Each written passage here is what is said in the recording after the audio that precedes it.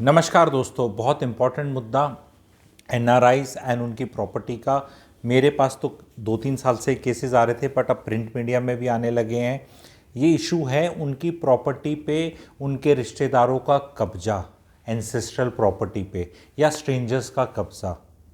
And यहाँ NRIs को मैं एड्रेस कर रहा हूँ। अगर आप एक एनआरआई हैं तो प्लीज़ ये सुनिएगा, आपके साथ क्या हो रहा है, हो सकता है, how to guard and how to resolve this issue.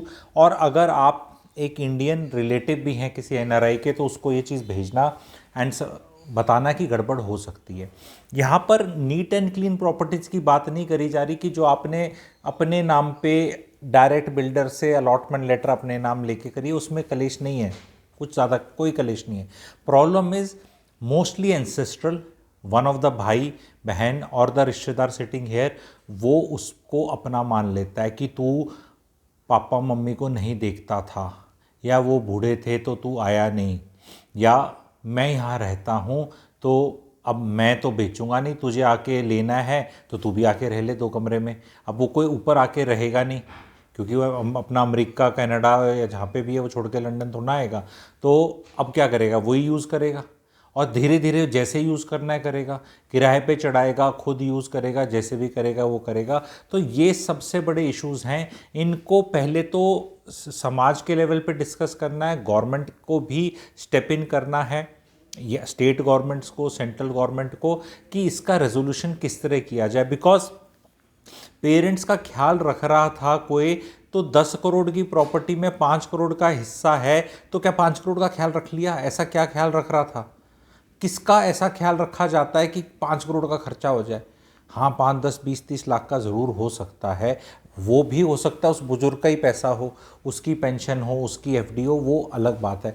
तो ये एक सामाजिक इशू भी है, लीगल इशू भी है, और कंट्री लेवल तक भी इसको करते मतलब अफेक्ट करता है। पेरेंट्स के रहते रहते एमिकेबली जो रिजॉल्व कर लें तो वो बेस्ट चीज़ है। एनआरआईज को भी एक चीज़ देखनी है कि आपने मुंह उठा के देखा नहीं, तो सेंस ऑफ एंटाइटलमेंट लीगली ज़रूर हो सकता है, बट उसमें कहीं ना कहीं मॉरल साइंस टीचर्स आ जाएंगे। यहाँ मैं नहीं आ रहा, मैं गुरुजी आदमी हूँ, मेरा काम मॉरल साइंस टीचर बनना नहीं है। मेरा ये बताना है कि भाई आपकी बीवी ने मुड़ के नहीं देखा, देश को मुड़ के नहीं देखा, अब कभी आए नहीं। कई लोगों का क्या होता है, इन्वॉल्वमेंट बहुत ज़्यादा रहता है, पैसे देते हैं, आते भी हैं, बुलाते भी हैं, सारे खर्चे पानी करते। तो यहाँ पे ऐसा नहीं कि एनआरआईज को मैं एक ही पेंट ब्रश से पेंट कर रहा हूँ, बहुतों का दिल भी धड़कता है, बट बहुतों के साथ नाइंसाफ़ी हो रही है, ये मेरा कहना है।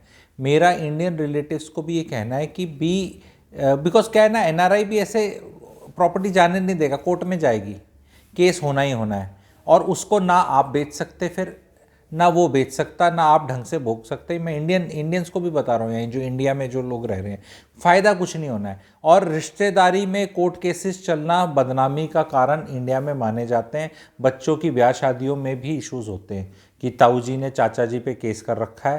भाई ये कैसा ख़ानदान है? क्योंकि जो लोग आपस में केस करने में नहीं कतराते खून के रिश्तों में, तो हम तो कौन लगते हैं? हमारे ये इनकी लड़की आएगी, वो भी सेक्शन 498 या अभी नई संहिता रखी है, उसमें अलग 86, 87 नंबर है।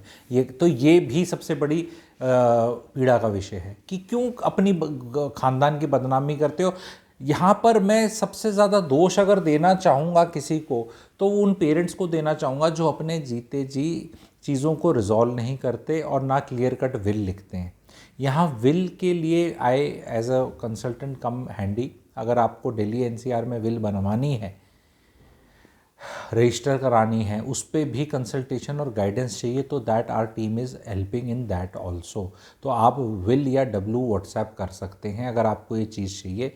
अगर आप एनआरआई हैं और ये कॉन्फ्लिक्ट रेजोल्यूशन चाहते हैं विद योर फैमिली मेम्बर्स, कई बार क्या होता है, भाई की भी बहुत नीयत ख़राब नहीं होती, बहुत जो यहाँ पे है, और उसको बस वो रिजॉल्व ही नहीं कर पा रहे। बिकॉज कई बार देखा गया है जो भाई इंडिया में रह जाता है, उसके पास इतनी हिम्मत नहीं कि वो पेंट भी करा ले। वो कहता है मैं बेच के जाऊँगा कहाँ, मैं तो यहीं रहता हूँ।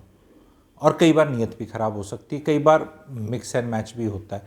तो जहाँ अगर आउट ऑफ कोर्ट सेटलमेंट की बातें करने का मन है और रिजॉल्व करने का है मन कि यार एमिकेबली हो जाए, रीजनेबली हो जाए,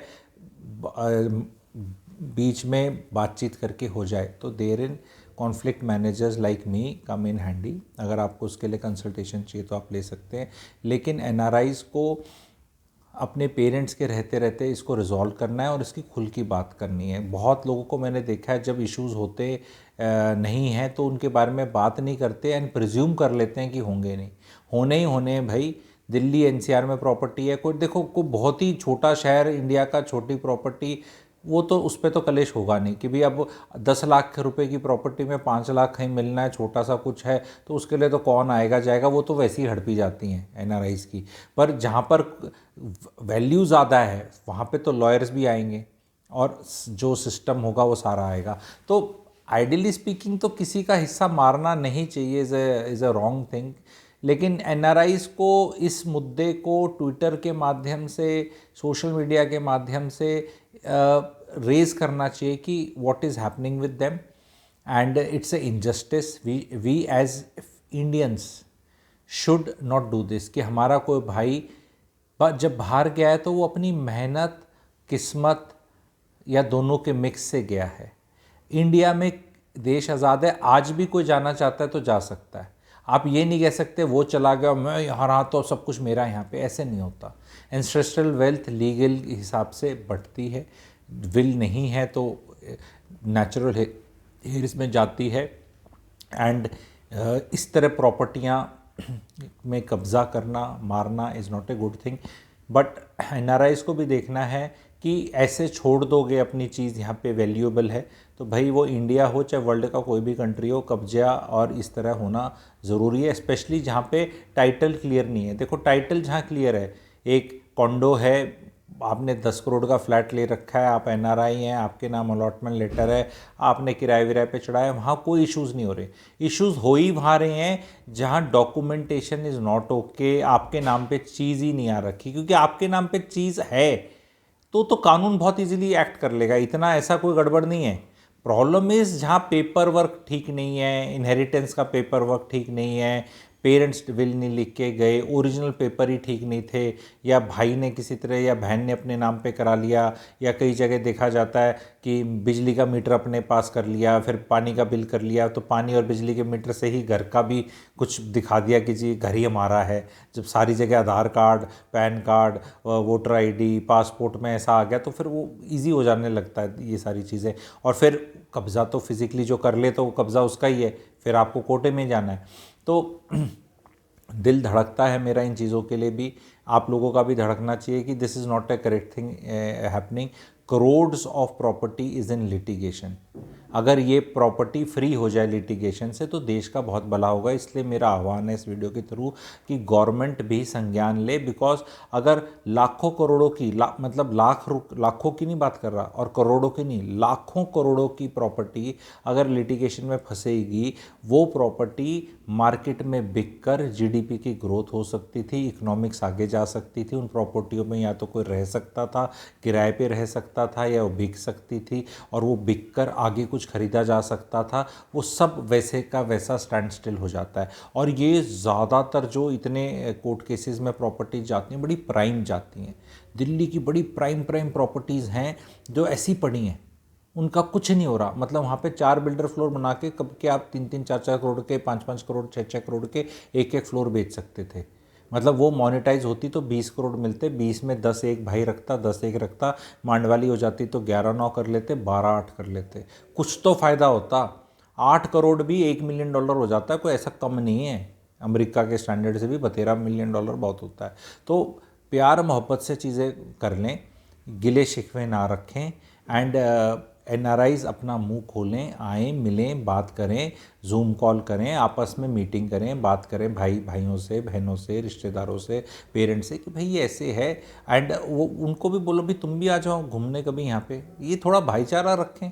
ये जो इस तरह का हो गया ना, मुझे तुमसे लेना कुछ नहीं, तुम्हें मुझसे लेना कुछ नहीं, तो वो कॉन्फ्लिक्ट रिजोल्व नहीं होता। कभी भी हिस्सा मार के, मैं एस्ट्रोलॉजर भी हूँ, गुरुजी टाइप हूँ, कभी सुख नहीं मिलने वाला। अपने भाई का हिस्सा मार के, चाहे बड़ा भाई छोटे का मारे, छोटा बड़े का मारे, या बहन भाई का, या भाई बहन का, जैसे भी जो भी सिस्टम है घरों के अंदर, कभी भी अपने सिबलिंग का हिस्सा मार के, जो आपकी आत्मा को पता है कि है, उसको जस्टिफाई कर लेते हैं कि नहीं मैंने मम्मी को देखा। किसका बावड़ी बूझ बना रहे हो यार?